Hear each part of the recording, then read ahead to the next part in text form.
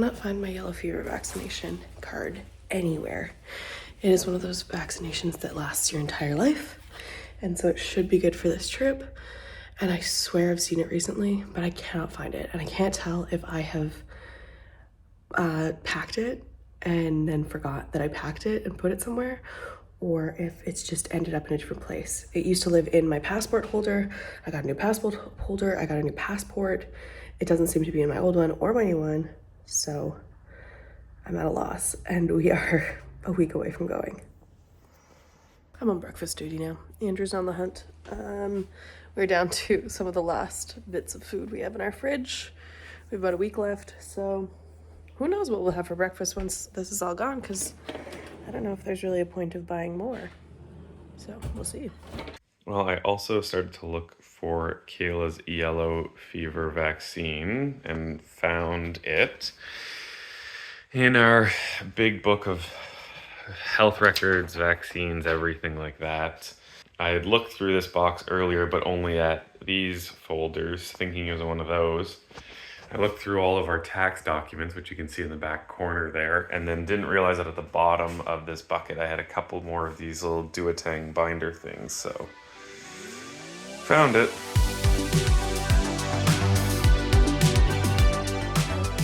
The house is in a state of disarray. I'm gonna quickly take a shower, but basically we're living out of totes right now. All of my outfits for the next 5 days, I guess, are in there, so just pulled one out, gonna shower, help the person move in, and then do the day. And today is opening night for Clue, so I'm excited for that. I'm excited to see who's coming. We've sold about 900 tickets, which for a straight play in Fredericton is pretty good.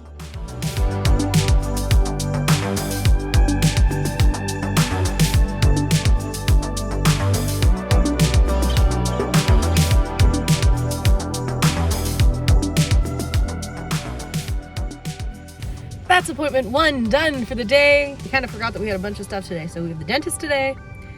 This afternoon, I have a massage. Andrew's massage got canceled, but he also has to go for his last Twinrix vaccination. So that's what he's gonna do while I'm at the massage. And then opening night. So I just got my last vaccine before the trip. Kayla is currently at her massage, and I was just over at the health center getting my second Twinrix, which is for Hep A and Hep B, so that's all taken care of. I also got a doggy bag of pills, just kidding, but it's her malaria pills and some other antibacterial pills. So I am now gonna go to Tim's, grab a coffee.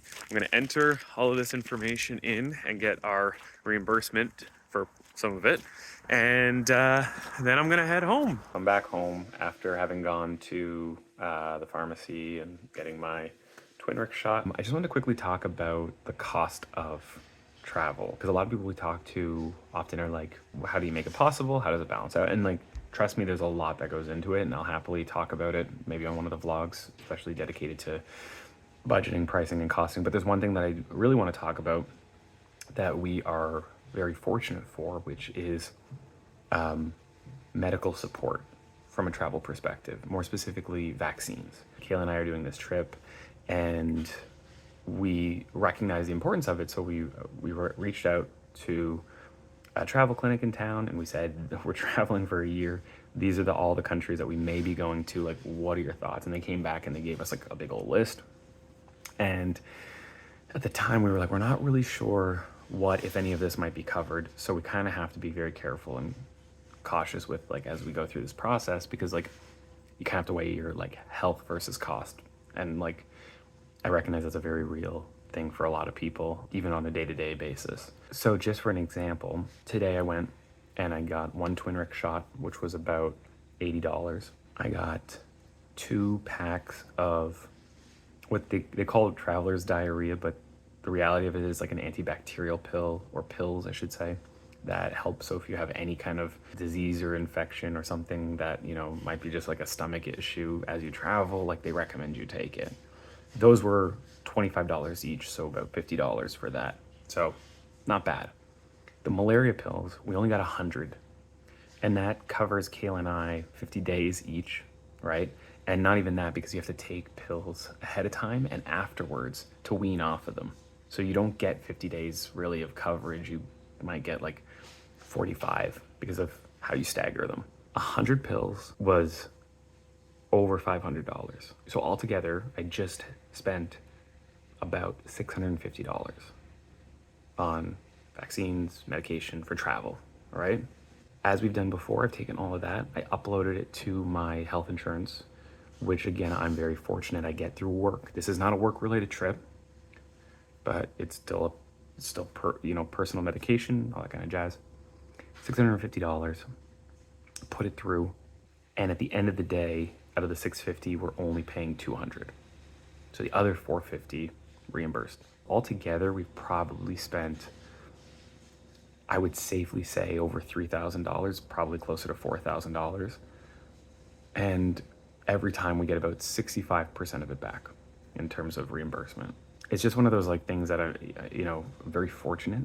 And Kayla and I, we don't take health lightly when it comes to travel because we want to enjoy ourselves and we don't want to be bedridden for a while. Anyway, I just wanted to give that update. I think it's a very important one. Travel, you're like flights and hotels, maybe food in between, but like to do it safely, there's a lot that goes into it.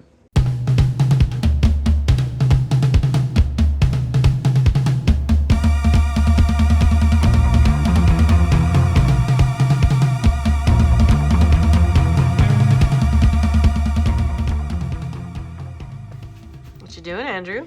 I'm just painting a couple of areas that we never covered up, and I want to bring this paint downstairs. Yeah? What are you painting with? A spoon. Why? Because I don't want to wash a brush, and this is easy to wash. Oh my god.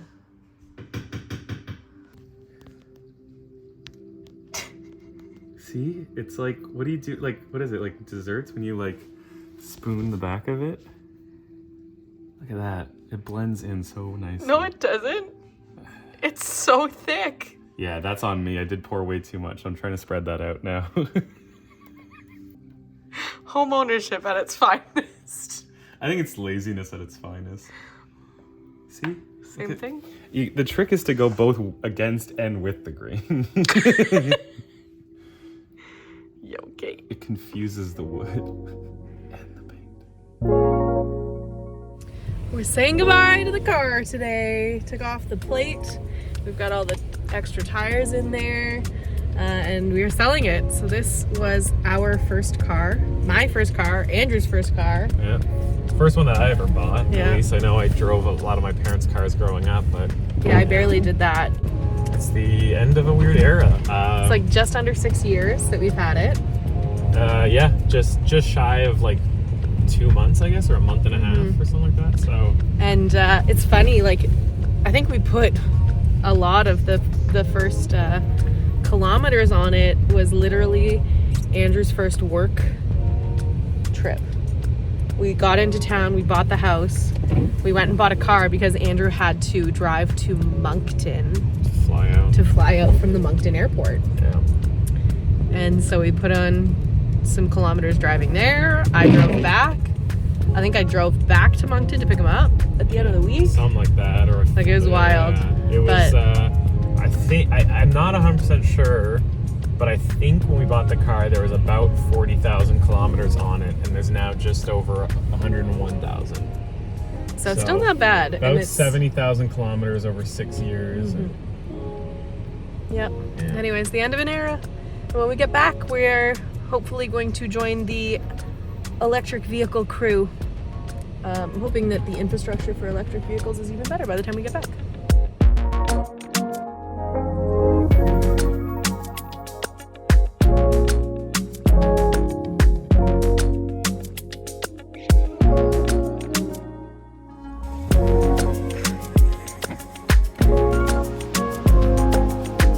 Hi, car. We're done.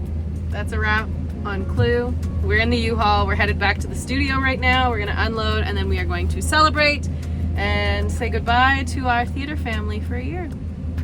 Oh, green light. We got to the studio to drop off everything and it turns out that on top of putting away all the set stuff and being a wrap party for Clue. It's a going away party for Andrew and I. So we're currently putting everything away. Yeah, it's sweet and sad, and that's why everyone lied to me today about where they had to go when they rushed off from the theater. It's currently 10:45 p.m. here. It's Sunday. People are sleeping, so I'm trying to be quiet.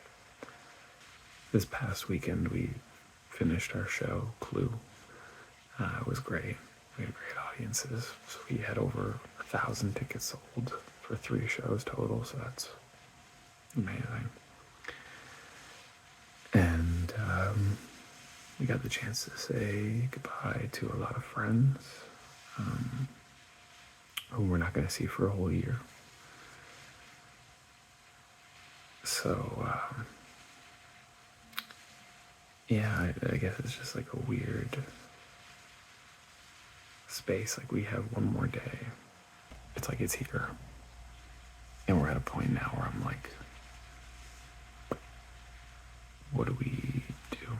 What can we do? I have a packing list somewhere that I lost. So I'm like, what do I need to pack?